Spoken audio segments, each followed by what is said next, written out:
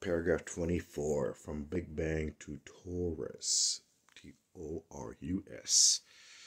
This paragraph here was really resonated and mind-blowing for me because all the research I've been doing over this last 2015, 6 years now. I've been deep, so I had my awakening 2015 in the spring. And a quick background. And I had a small dose of eighth mushrooms. I saw some patterns on my friend's face. I saw horns on her side of her head, or shells. I thought those are shells or fucking horns on her head. And then I saw a pattern on her face, which ended up being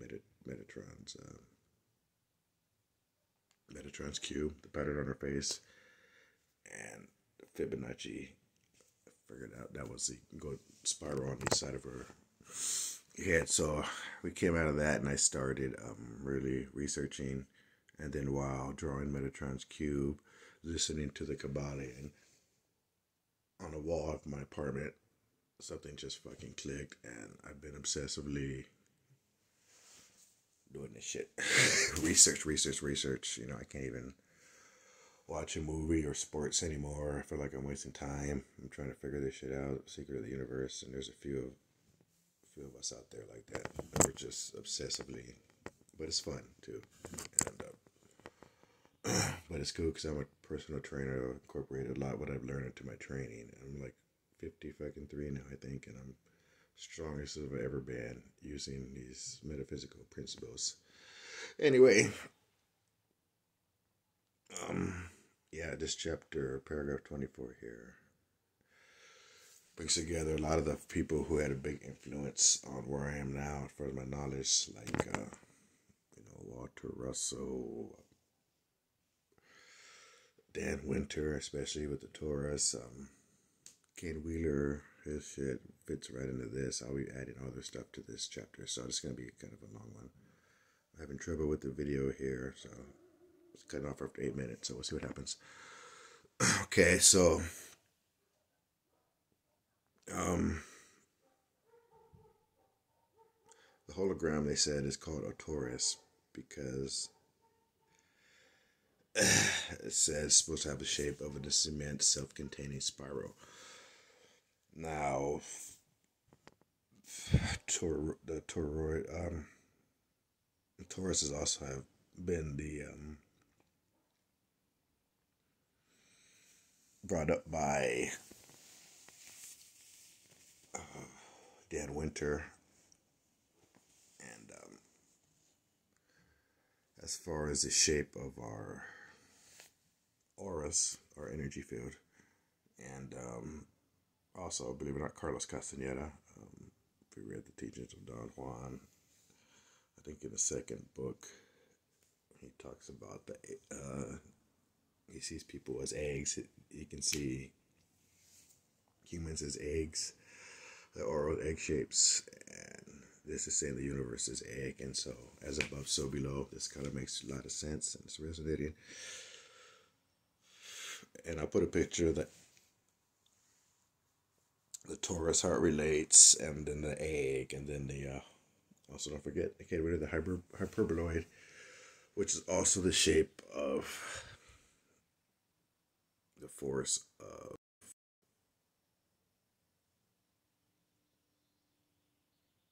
the video started again, whatever. The force of the universe, which is magnetism and dielectricity, the only two forces of the universe. And so we're being held together by magnetism. Scientists have not explained gravity. Scientists have not explained.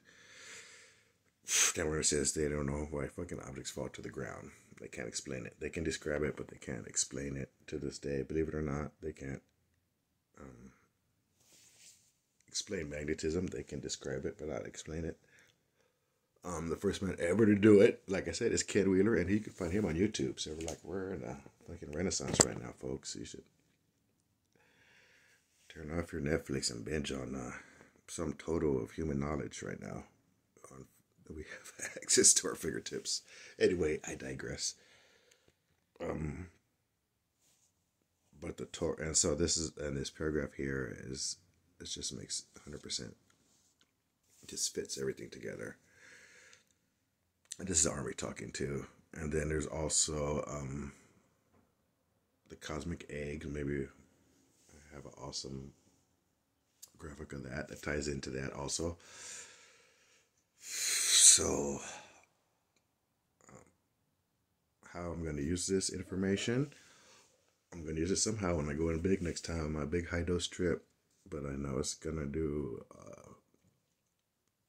it's going to be a very, very potent tool in exploring the planes of legend out there, getting out there in high doses. So anyway, and so this paragraph explains why we are in science. The scientists, astronomers today, so they conclude that the galaxies, there's just billions of galaxies besides the Milky Way. The galaxies to the north of us are accelerating, and they're more spread out, and the ones to the south of us are more compact. So that indicates that we're kind of flowing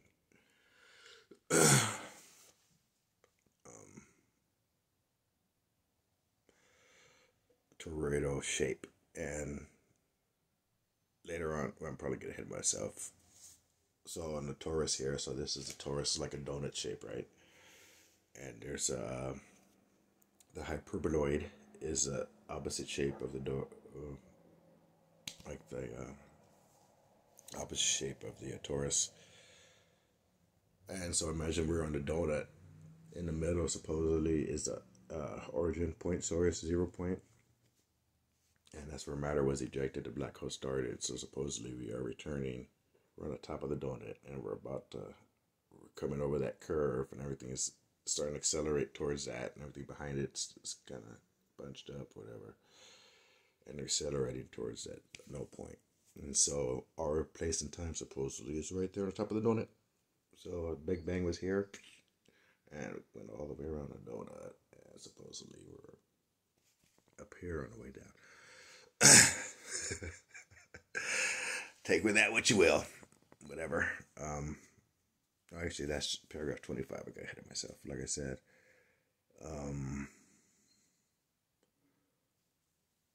But it's pretty crazy that.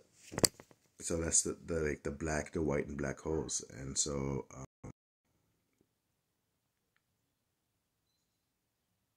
the white holes, or where the matter it gets ejected from, right? And there's pictures of these in astronomy. You can see the big, what do they call them?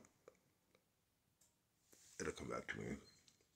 So the black holes, of course, what absorbs our light matter, right?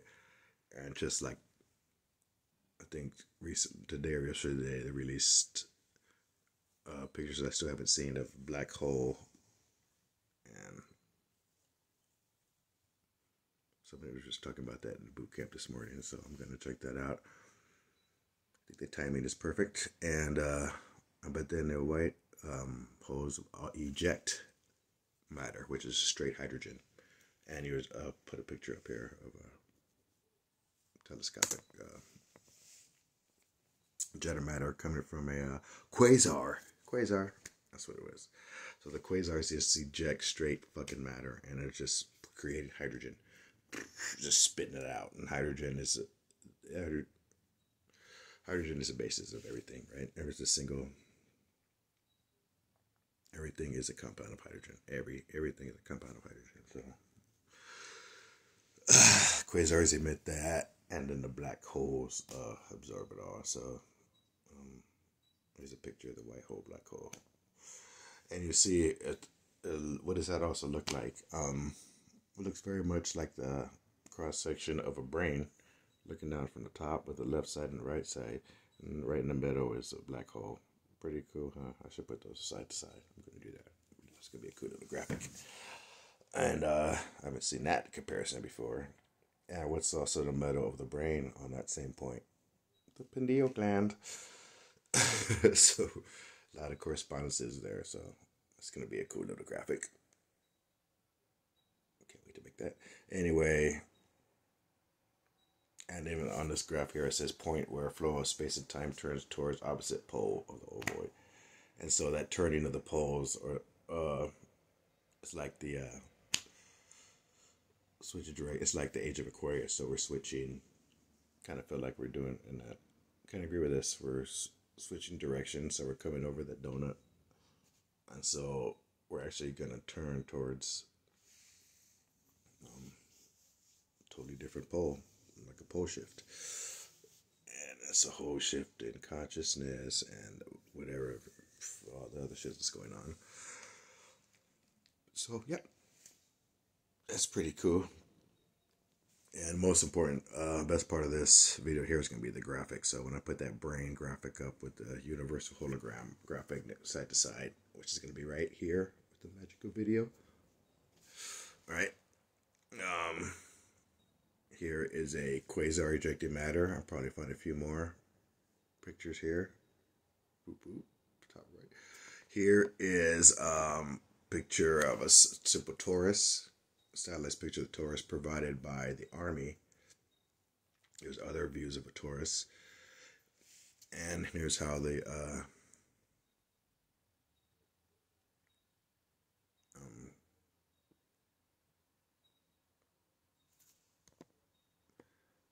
hyperboloid and torus are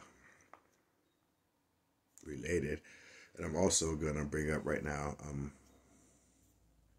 is how the figure eight and that figure eight meditation and infinity sign, how that relates to this. So I'll talk about the figure eight meditation in another video. It's a shamanic meditation I got. It's proven